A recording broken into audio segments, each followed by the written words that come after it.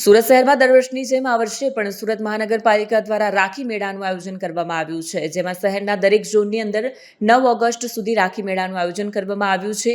આજે સુરત મહાનગરપાલિકાના mayor, municipal commissioner તેમજ અન્ય પદાધિકારીઓની હાજરીમાં રાખી મેળાનું ઉદ્ઘાટન કરવામાં આવ્યું હતું। 102 જેટલા સ્ટોલ શરૂ કરવામાં આવ્યા છે।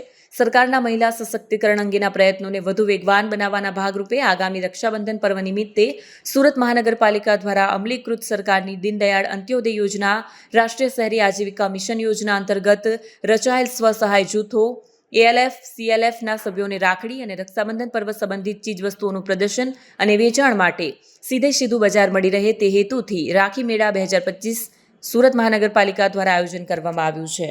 2025 રાખી મેળાનું આજે ઇનોગ્રેશન કરવામાં આવ્યું છે। મહાનગરપાલિકામાં વિવિધ ઝોનમાં 102 સ્ટોલનું આજે ઇનોગ્રેશન કરવામાં આવ્યું છે।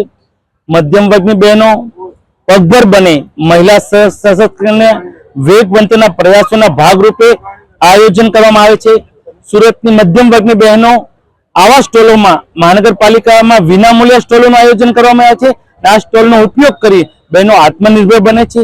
હું સુરતની જનતાને એક અપીલ પણ કરું છું કે આવી રાખી મેળામાંથી તમે ખરીદી કરશો તો આપણી મધ્યમ વર્ગની બહેનો પગભર બનશે। એ જ ભાગરૂપે આજે રાખી મેળાનું આયોજન અહીંયા કરવામાં આવ્યું છે।